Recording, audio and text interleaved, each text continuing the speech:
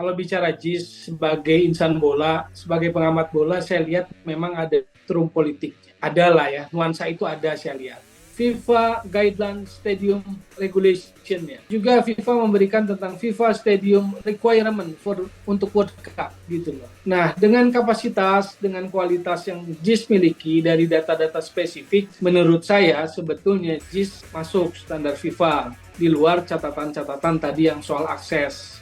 Karena logika awam pun nggak mungkin ya membangun stadion sekelas JIS pakai ala kadarnya gitu atau ala apa gitu, ala sembarangan kan nggak mungkin rasanya gitu. Jadi pasti ini berdasarkan guideline dari FIFA standar lah. Kalau kita belajar dari negara yang peradaban sepak bolanya udah maju, stadion itu adalah identitas, kebanggaan, ekspresi diri, ekspresi kebanggaan gitu loh. Jadi kita ingin dorong JIS ini dipakai karena JIS ini secara spesifikasi luar biasa gitu.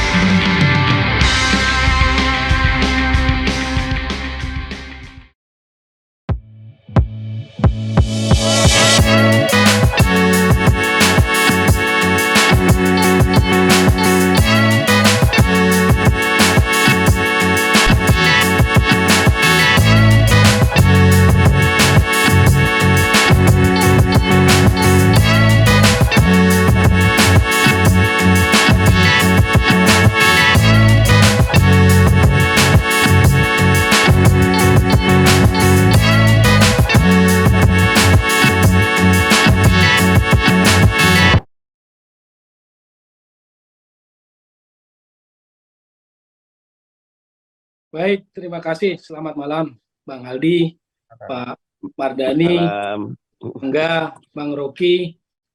Selamat malam. Saya diberi kesempatan untuk bicara dari perspektif sepak bola. Saya mulai dari mana ya? Jadi, kalau bicara JIS sebagai insan bola, sebagai pengamat bola, saya lihat memang ada turun politiknya. Ada lah ya, nuansa itu ada saya lihat. Tapi dengan adanya itu maka penting untuk bisa mengkomunikasikan sepak bola dalam koridornya yang pas. Berarti bicara komunikasi dan gestur. Kalau bicara bola, sejati-jatinya sebetulnya sepak bola itu harus non-politik. Jadi kalau bicara statutanya, konstitusinya lah kalau sebuah negara sih namanya statuta, itu ada asas netralitas dan non-diskriminasi. Asas netralitas itu bahwa sepak bola itu non-politik gitu. Atau kalau kita bicara nilai-nilai dari sepak bola, respect, unity, seperti fair play, itu kan semua nilai-nilai olahraga, nilai-nilai sepak bola gitu. Kita bicara apakah kandungan kita respect, kita bicara apakah kita dalam konteks sepak bola itu mengarah kepada unity gitu kan. Sebetulnya sejati-jatinya ya nilai olahraga itu atau nilai sepak bola seperti itu. Walaupun pada prakteknya yang non-politik, yang lain-lain itu kadang campur aduk, gado-gado gitu. Juga di sepak bola kita lah, di momen-momen penting, mau yang namanya kongres, pergantian kepemimpinan, kepengurusan, seringkali tidak terhindarkan aroma nuansa spektrum politik. Termasuk juga mungkin Gianni Infantino ya. Saya sebut mungkin saja lah. Karena waktu datang ke G20 pun sebetulnya adalah sesuatu yang menimbulkan pertanyaan. Dalam kapasitas apa, untuk tujuan apa, apakah ini sesuai dengan norma FIFA, statuta FIFA yang non-politik tadi, yang asas netralitas dan sebagainya. Jadi atas dasar itu sebetulnya sepak bola mengajarkan banyak hal. Tadi Bang Mardhani membuka dengan Perancis yang multikultur, bisa juara, bisa hebat, bisa bersatu, yaitu tadi nilai olahraga yang disebut unity. Saya belajar banyak dari sepak bola, misalnya tentang universalitas dan juga demokrasi. Arsene Wenger waktu pegang Arsenal pernah ditanya lah, dicecar wartawan, apakah itu juga sebuah kritik. Pertanyaannya kurang lebih gini, Arsene Wenger, kenapa di tim Anda tadi, di starting 11-nya, starting line up-nya, di 11 pemain pertamanya itu nggak ada pemain Inggris. Jadi buat saya jawaban Arsene Wenger itulah yang mencerahkan atau yang memberikan pelajaran. Jadi dia bilang, waktu saya susun pemain, 11 pemain utama yang bermain pertama, starting line up, itu lihat paspornya, dibilang. Saya nggak lihat paspornya. Yang saya lihat, saya pasang mereka berdasarkan kualitas mereka, katanya. Keren. Di situ saya lihat sepak bola itu mengajarkan kesetaraan, based on achievement, based on quality gitu ya. Quality kita gitu, bukan dari paspornya dan sebagainya. Itu satu. Lalu kalau kita masuk ke area JIS, ada ketidakkonsistenan memang di luar kejadian yang hari ini. Tadi Mas Angga sudah singgung. Jadi 2021, Agustus 2021 ada perjanjian kerjasama PSSI dengan Jakpro lah ya, terkait penggunaan JIS. Nah, waktu itu yang tanda tangani kan Sekjen. Sekjen yang tadi Bang Mardhani bilang PSSI-nya udah ganti tapi sekjennya masih tetap gitu kan. Ya Sekjen Yunus Nusi itulah yang tanda tangan. Kan pertanyaannya, kalau dianggap nggak layak, ya kenapa tanda tangan perjanjian kerjasama gitu loh di 2021? Ini logika awam saja. Lalu September 2022 juga jadi ribut tuh, jadi rame, jadi polemik gitu loh. Salah satunya yang mempertanyakan memang saya, karena sebelumnya di website resmi PSSI itu rencana FIFA Matchday lawan Curaçao itu tadinya akan dilaksanakan di JIS. Lalu beberapa lama kemudian itu berubah gitu loh. Sebetulnya kritik pertama adalah soal tata kelola organisasi. Bagaimana mungkin pernyataan yang sudah disampaikan secara resmi lewat website resmi PSSI kemudian berubah? Kan itu. FIFA kalau udah menyampaikan secara resmi di website resmi, ya resmi lah, gitu kan. Nah, setelah berubah, tidak akan pakai JIS, yang mengherankan adalah pernyataan yang menurut saya nadanya, aromanya jadi dalam tanda kutip menyerang JIS. Yang menyatakan bahwa JIS belum standar FIFA waktu itu, waktu September 2022 menjelang FIFA Matchday lawan Curaçao. Ini kan membingungkan. 2021 dia tanda tangan, kedua sebelumnya di website resmi akan menghadapi Curaçao di JIS, lalu dikoreksi, akhirnya Pakansari, lalu menyampaikan kalimat yang dalam tanda kutip menyerang bahwa JIS belum standar FIFA, dan paradoksnya kan memilih main di Pakansari. Mohon maaf, pengetahuan sepak bola kita sebagai orang yang berkecimpung atau insan bola, Pakansari itu cenderung hujan, Cibinong itu cenderung hujan, dan kalau hujan drainasenya kurang berjalan dengan baik atau maksimal, jadi menimbulkan genangan air. Sementara JIS dengan proses pembangunan yang seperti itu, berdasarkan guideline FIFA itu kan drainase atau peresapan airnya di bawah 10 detik. Karena itu standar ujiannya yang dilakukan gitu loh. Di situ paradoksnya, di situ pun terjadi polemik. Walaupun kemudian diralatlah oleh Sekjen PSSI waktu itu. Nah, tidak lama kemudian memang mungkin untuk mencari argumen, stafnya itu turun ke lapangan ke JIS untuk mendapatkan apa-apa saja yang dianggap belum layak. Yaitu tadi akhirnya muncul tentang drop off pemain yang dianggap bisnya nggak bisa masuk, lalu akses jalan keluar masuk dan sebagainya. Itu cerita background yang mewarnai JIS. Lalu kemarin ketika kita mendapatkan Piala Dunia U17, lalu kemudian 3 menteri, salah satunya adalah sebagai Ketua Umum PSSI, meninjau JIS meninspeksi JIS dan kemudian akhirnya jadi polemik karena ada catatan-catatan yang yaitu tadi sebetulnya kalimat belum standar FIFA itulah yang membuat sensitif atau menimbulkan polemik. Belum standar FIFA, sementara yang ngomong bukan katakanlah otoritas yang berkompeten bicara tentang standarisasi itu, itulah yang akhirnya mengakibatkan polemik. Jadi bagaimana melihat sebuah stadion itu berstandar FIFA? Jadi gampang menurut saya karena di zaman era modern ini FIFA sudah memberikan dokumen tentang FIFA Stadium Regulation, FIFA Guideline Stadium Regulation-nya. Juga FIFA memberikan tentang FIFA Stadium Requirement untuk World Cup, gitu loh. Nah, dengan kapasitas, dengan kualitas yang JIS miliki dari data-data spesifik, menurut saya sebetulnya JIS masuk standar FIFA di luar catatan-catatan tadi yang soal akses. Akses itu menurut saya adalah tentang pengembangan kawasan. Tentang pengembangan kawasan itu kaitannya dengan integrasi dengan pemerintah setempat lah atau pemerintah pusat gitu kan. Karena yang menyangkut kereta api KAI kan pemerintah pusat, tetapi yang lainnya mungkin menyangkut pemerintah daerah, Pemprov dalam hal ini. Nah, saya akan bicara tentang stadiumnya. Misalnya kita mulai dari rumput. Rumput itu FIFA mengapprove 3 jenis rumput. Rumput yang natural, yang alami, lalu hybrid, yang tadi dibilang ada 3 tipe hybrid, salah satunya tipe karpet, lalu ada tipe yang sintetis murni, artificial turf, gitu loh. Nah, ketiga-tiganya di-approve oleh FIFA. Kalaupun ada yang kurang tadi soal pencahayaan, menurut saya itu soal perawatan. Di sisa waktu yang ada, maka concern-nya di perawatan. Tetapi ketika komunikasinya, gesturnya adalah diganti dengan natural, maka itu kemudian menimbulkan reaksi. Sensitivitasnya muncul lagi, gitu kan. Polemiknya jadi muncul soal rumput.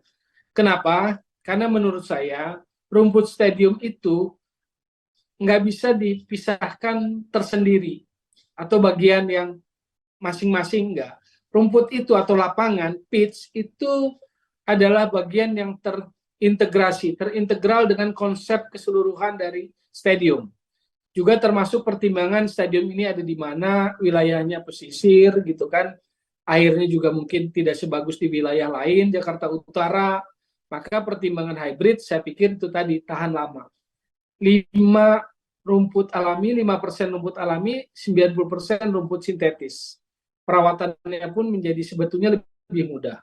Tapi tadi ada persoalan teknis seperti Mas Angga bilang bahwa yang bagian pinggir untuk mendapatkan sinar matahari menggunakan grow light, grow light-nya mungkin baru 1 ya, punya 1 unit gitu loh.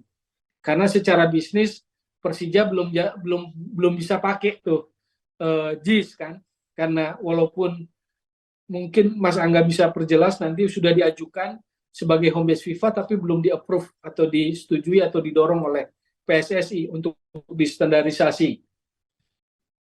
Itu soal rumput. Yang kedua adalah soal ukuran. Ukurannya itu harus precisely, harus tepat 105 panjangnya, lebarnya 68. Dalam sepak bola itu, ukuran lapangan sepak bola bisa 100 sampai 105 atau 65 sampai 68 lebarnya. Tetapi untuk standar yang stadion yang untuk dipakai FIFA atau Piala Dunia itu harus 105 kali 68. Artinya JIS pun memenuhi standar itu. Tadi juga dibicarakan soal kapasitas yang 82 kapasitas penonton. Single seat. Jadi memang tuntutan sepak bola modern, stadion modern, paling tidak kalau di kawasan Asia, AFC itu sudah memerintahkan kepada setiap negara anggotanya agar stadion yang dipakai untuk level Asia maupun dunia itu harus single seat gitu loh. Dan yang lebih positifnya sebetulnya atau nilai lebihnya, stadion JIS ini stadion khusus sepak bola. Tidak ada lintasan trek atletik di sekelilingnya. Kalau yang ada lintasan trek atletik sekelilingnya itu disebut sebagai stadion Olimpiade, Olympic Stadium biasanya. Tetapi JIS ini memang diperuntukkan untuk stadion khusus lapangan sepak bola dengan kapasitas 82.000 penonton single seat. Di Indonesia, lapangan yang khusus atau stadion yang khusus sepak bola juga ada di Maguwoharjo, lalu ada juga di Batakan ya, Kalimantan Timur, Balikpapan, tapi Balikpapan kapasitasnya 40, Maguwoharjo juga di under 40, di bawah 40, jadi yang paling besar dan megah memang JIS dengan kapasitas 82. Plus penambahan area-area fasilitas lain yang tadi sudah disebutkan oleh Mas Angga, baik technical area, bench pemain, ruang kamar ganti yang 4, sehingga kalau ada 2 pertandingan, tim kedua yang akan main di pertandingan kedua datang, mereka nggak perlu menunggu kamar ganti, tetapi memang sudah bisa masuk kamar ganti karena ada 4. Ruang perangkat pertandingan, ruang medis, ruang doping kontrol, dan sebagainya. Saya pikir JIS sudah melengkapi itu berdasarkan data-data dari JIS sendiri, karena memang secara pembangunan mengikuti standar FIFA atau guidance FIFA. Karena logika awam pun nggak mungkin ya membangun stadion sekelas JIS pakai ala kadarnya gitu, atau ala apa gitu, ala sembarangan, kan nggak mungkin rasanya gitu. Jadi pasti ini berdasarkan guideline dari FIFA standar lah gitu. Penerangan lampu kalau kita lihat pada umumnya 1.200 lux, tetapi di JIS 2.400. Kalau level Piala Dunia memang rata-rata di atas 1.500 lah ya.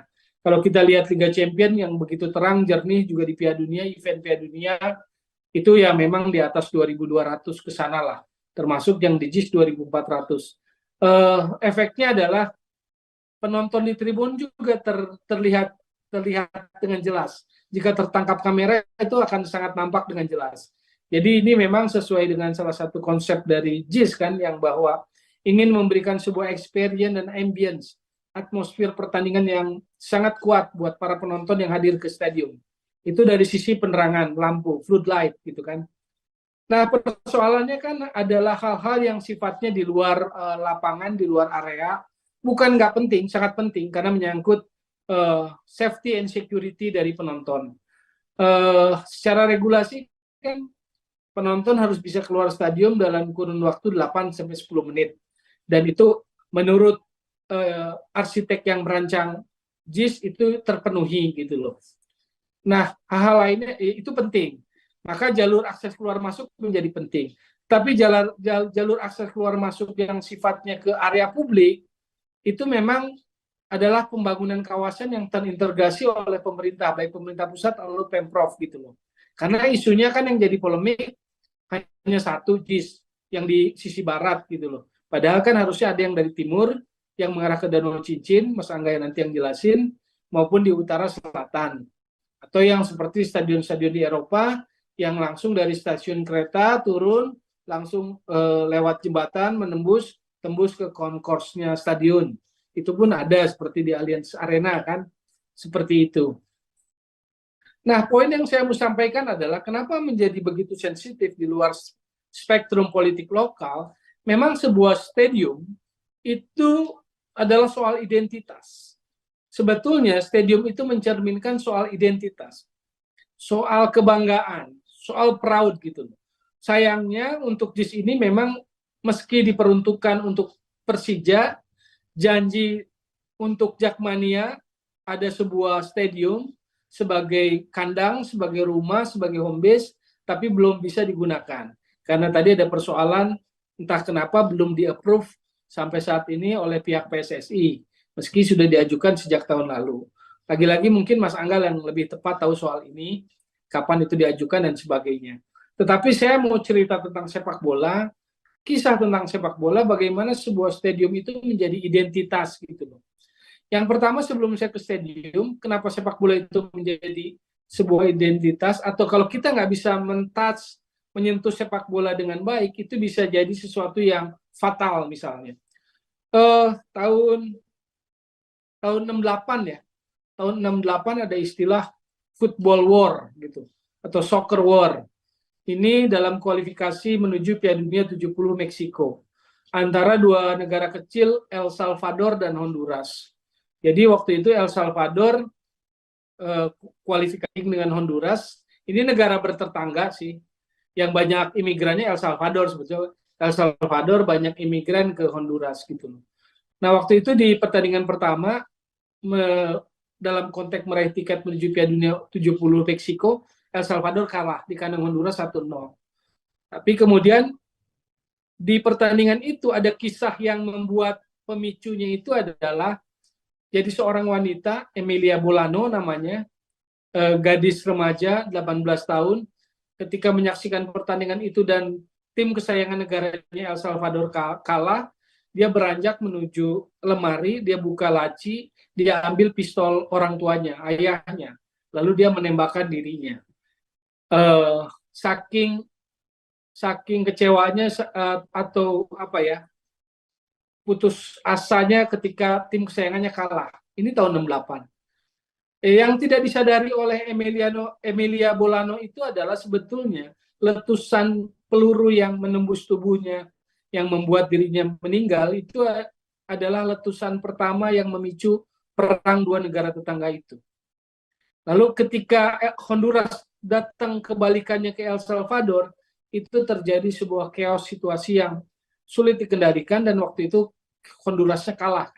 Honduras kalah, tapi menurut tim ofisial dan juga pemain Honduras, mereka beruntung masih bisa pulang ke Honduras. Tetapi efek lebih kejamnya adalah, atau lebih fatalnya, Honduras marah. Rakyat Honduras marah, lalu terjadilah chaos, kerusuhan di Honduras, imigran-imigran pendatang dari El Salvador diserang, yang dalam istilah penulis novel Richard Kapuscinski yang disebut football war itu perangnya 100 jam. Perang 100 jam antara dua negara bertetangga yang dipicu oleh sepak bola. Kualifikasi Piala Dunia 70 Meksiko.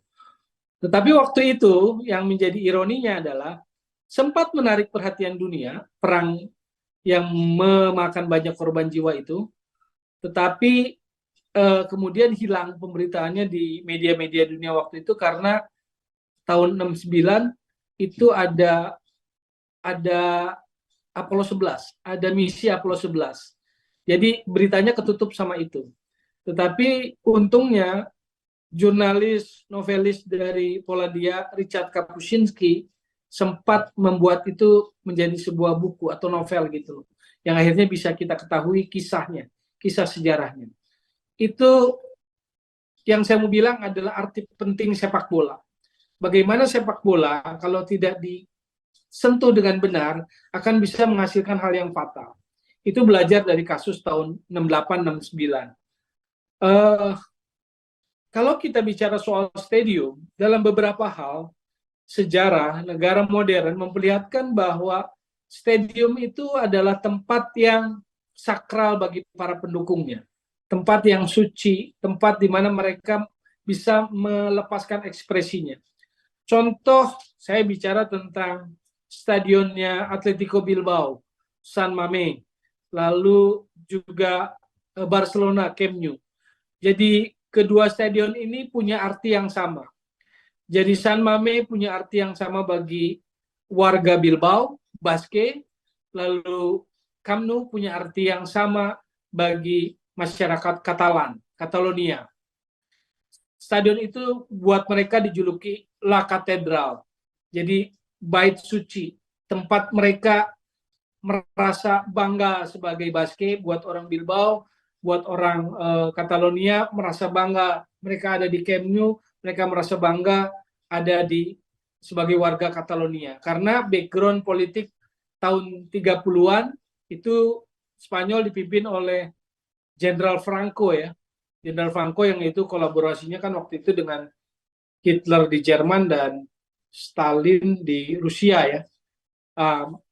Ketika itu wilayah-wilayah seperti Basque dan Barcelona kan mendapatkan represif lah gitu.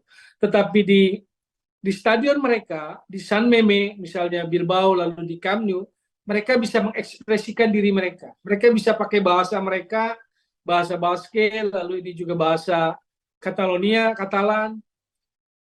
Mereka bangga sebagai identitas mereka. Jadi stadion pada konteks itu adalah tentang identitas gitu loh. Jadi itu penting bagi mereka atau buat sejarah sepak bola yang umurnya lebih tua.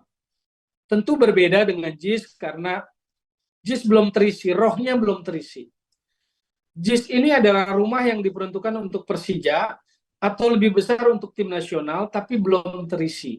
Nah, makanya kita mendorong, sangat senang sekali ketika Piala Dunia U17 hadir, dan karena GBK bentrok ada jadwal lain lalu didorong JIS, maka sebagai insan bola sebetulnya ini sesuatu yang momentum yang baik gitu, momentum yang positif, karena supaya apa? JIS itu punya rohnya. Jangan sekedar bangunan yang nanti yang sesuai standar FIFA tetapi rohnya belum ada. Jadi harus di roh sepak bola. Roh sepak bolanya itu adalah ya event-event sepak bola dan pertandingan sepak bola.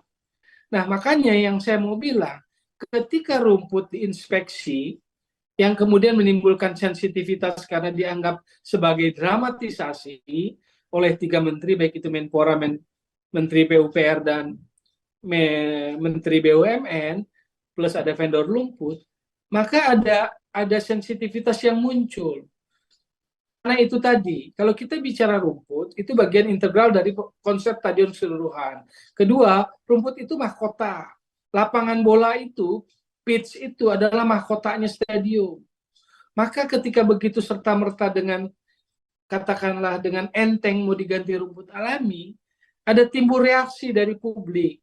Ada timbul reaksi dari mereka yang konteksnya paham sepak bola. Karena itu tadi, seperti kisah 2 stadium yang sangat ikonik, yang bersejarah, San Meme di Bilbao dan Camp Nou di Catalonia. Karena buat mereka bukan soal arsitekturnya, tetapi apa yang terjadi di stadion itu yang membuat San Meme dan Camp Nou itu punya tempat tersendiri di hati publik warga setempat itu. Buat Basque San Meme, buat Catalonia adalah Camp Nou gitu loh. Nah, balik lagi ke JIS, maka menurut saya gesturnya sama komunikasinya nggak boleh gegabah bicara tentang JIS, terutama tentang hal-hal yang sifatnya teknis.